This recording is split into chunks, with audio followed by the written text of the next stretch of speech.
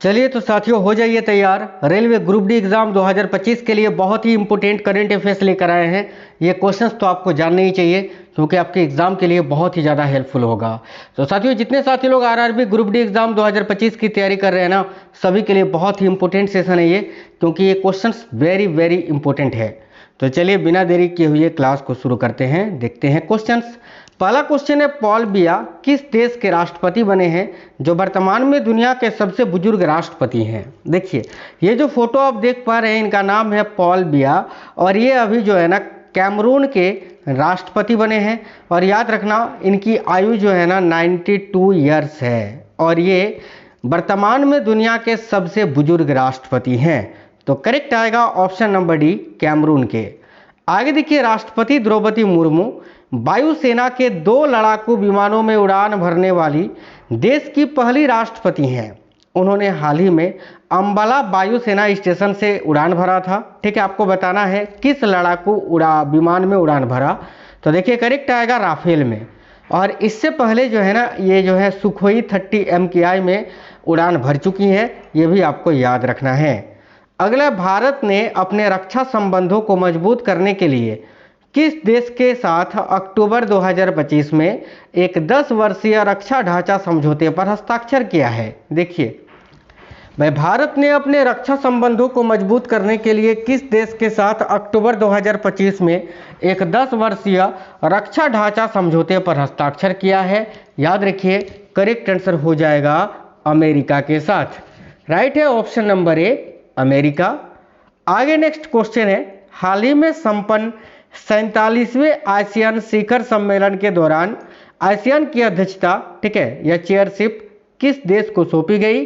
तो करेक्ट आएगा फिलीपींस को। ठीक है, एक चीज याद रखना, यहां अगर आपसे पूछे ना कि 22वां आसियान भारत शिखर सम्मेलन अक्टूबर 2025 में कहां पर आयोजित किया गया, तो याद रखिए मलेशिया के कुआलालंपुर में। ये मैं पहले आपको बता चुका हूं। ठीक है, मलेशिया, याद रखना मलेशिया में, मलेशिया के कुआलालंपुर नामक जगह में 26 से 28 अक्टूबर तक 22वां एशियन भारत शिखर सम्मेलन। ठीक है, चलिए, और अगर 47वां एशियन शिखर सम्मेलन के दौरान आसियान की अध्यक्षता किस देश को सौंपी गई अगर पूछे तो याद रखना फिलीपींस को।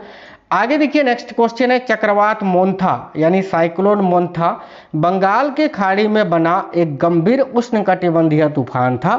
चक्रवात मोन्था का नाम किस देश द्वारा सुझाया गया, यानी ये जो नाम है चक्रवात मोन्था, ये किस देश ने दिया है, जो कि ये बहुत ज़्यादा पूछा जाता है जब भी ये जो है कोई भी चक्रवात आता है भारत में, और वो उसका जो नामकरण होता है ना, वो साथियों पूछा जाता है कि इसका नामकरण किस देश ने किया था। याद रखिएगा थाईलैंड ने।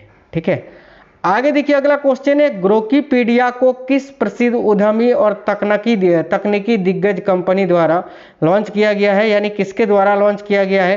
तो याद रखिए एलन मस्क के द्वारा। एलन मस्क, विकीपीडिया का नाम आपने सुना होगा, उसी प्रकार की ये ग्रोकीपीडिया है जिसको अभी लॉन्च किया है एलन मस्क ने।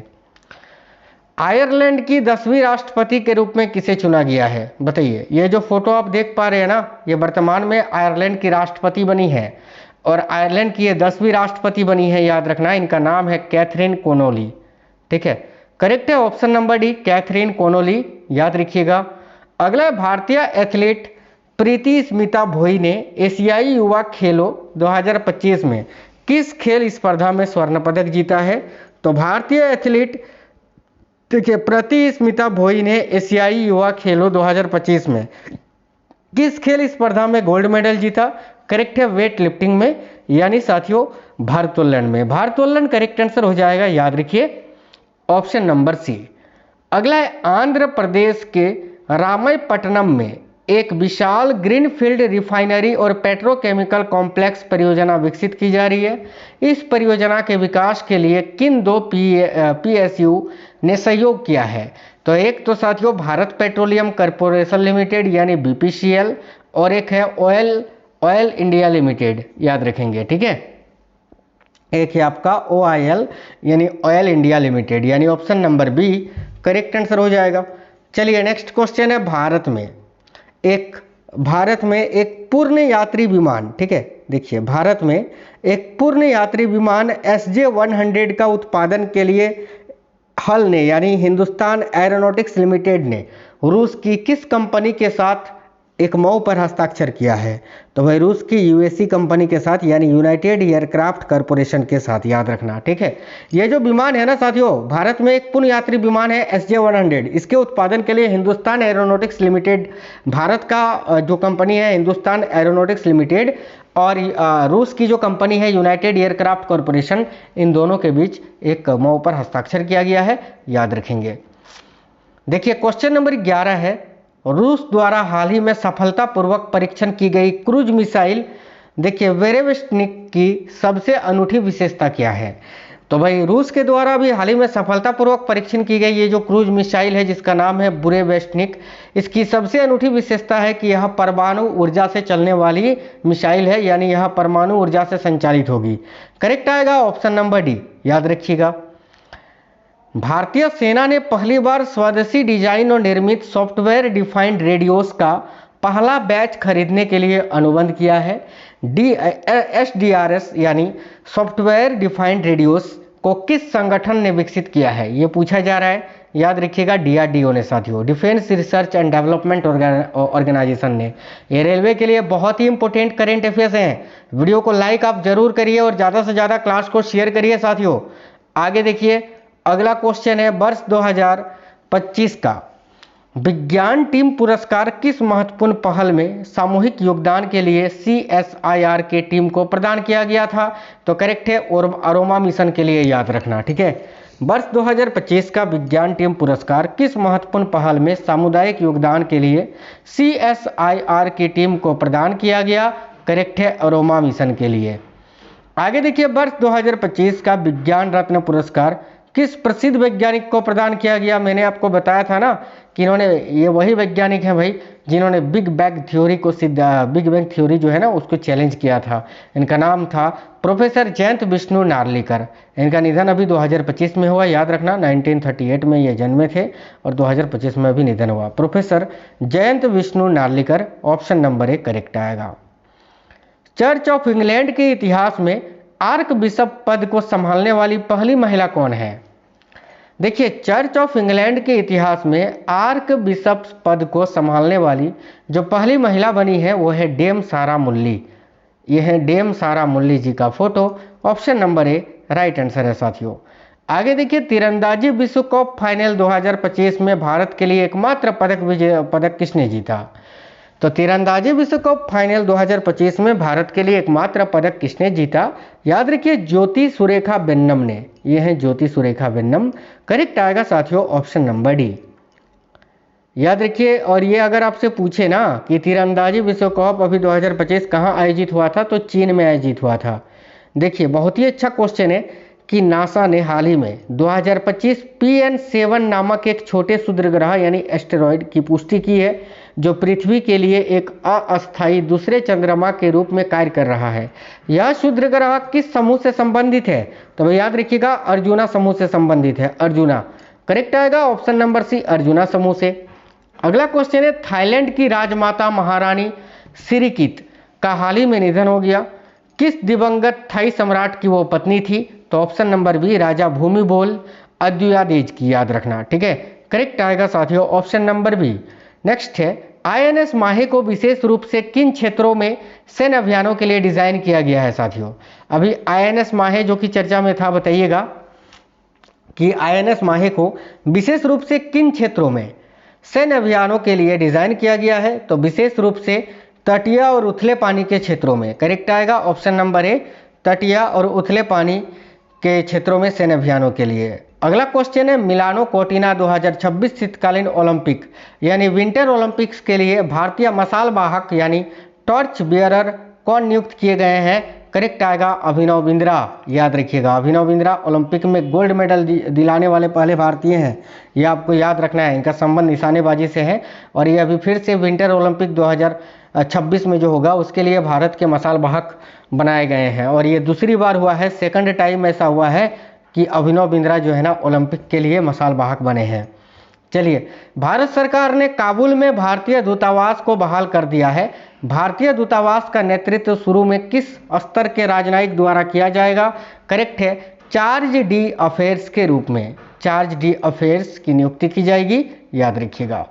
भारत सरकार ने काबुल में भारतीय दूतावास को बहाल कर दिया है। दूतावास की बहाली से ठीक पहले भारत ने काबुल में अपनी उपस्थिति को किस रूप में स्थापित किया था? तो करेक्ट है, तकनीकी मिशन के रूप में। ऑप्शन नंबर ए करेक्ट होगा। आगे देखिए, बहुत ही इंपॉर्टेंट क्वेश्चन है, मैं छोटा कर देता हूं ताकि सारे ऑप्शन दिख सके। ठीक है, देखिए, वैश्विक भूख सूचकांक यानी ग्लोबल हंगर इंडेक्स 2025 की रिपोर्ट अक्टूबर 2025 में जारी की गई थी। इस रिपोर्ट के संदर्भ में कौन सा कथन सत्य है? एक में लिखा है GHI यानी ग्लोबल हंगर इंडेक्स 2025 में भारत का स्कोर क्या है? तो 25.8। याद रखना, बहुत ज़्यादा पूछा जाता है ये स्कोर। 2 में लिखा है 0 GHI स्कोर सबसे अच्छा और 100 स्कोर सबसे खराब होता है, बिल्कुल ये भी सही है।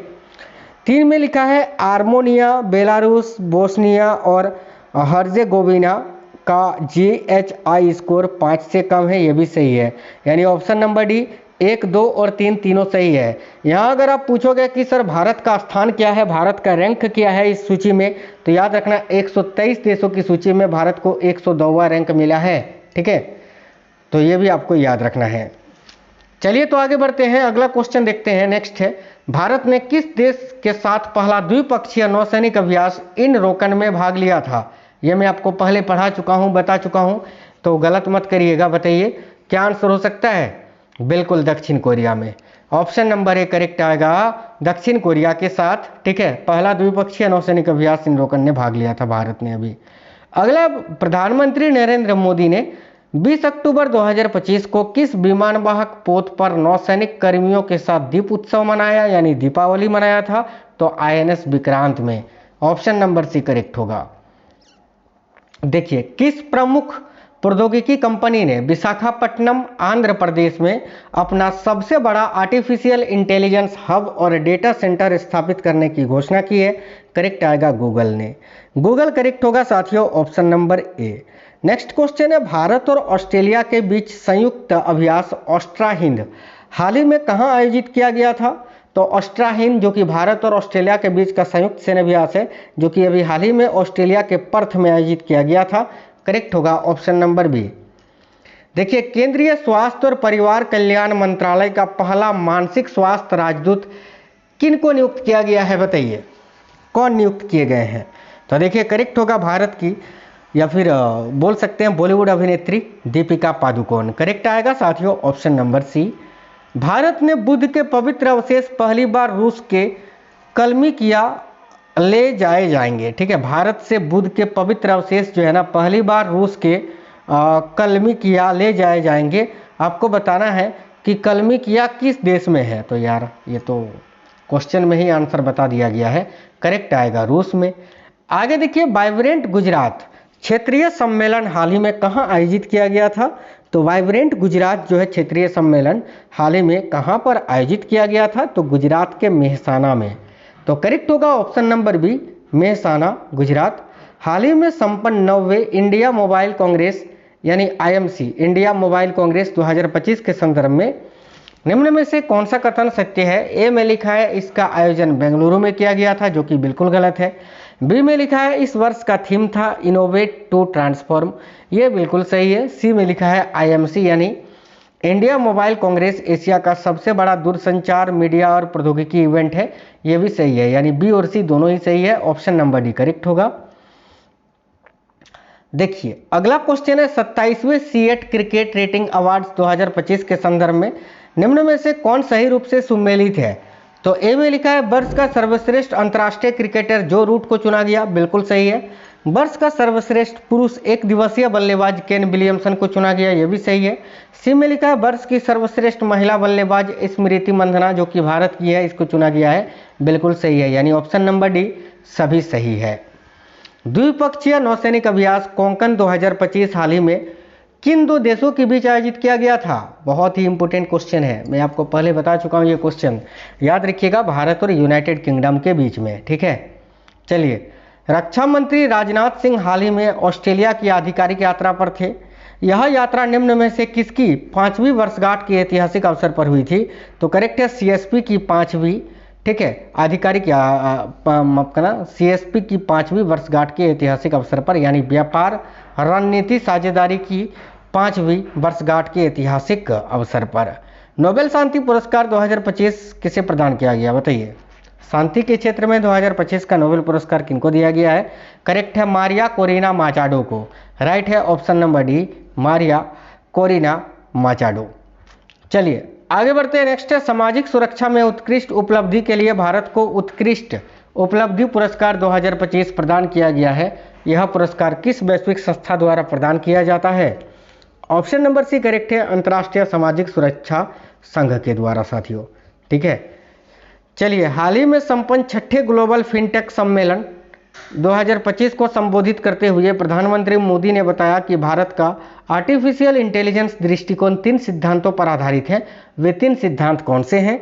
तो ऑप्शन नंबर सी, समान पहुंच, बड़े पैमाने पर स्किलिंग और जिम्मेदार उपयोग याद रखेंगे।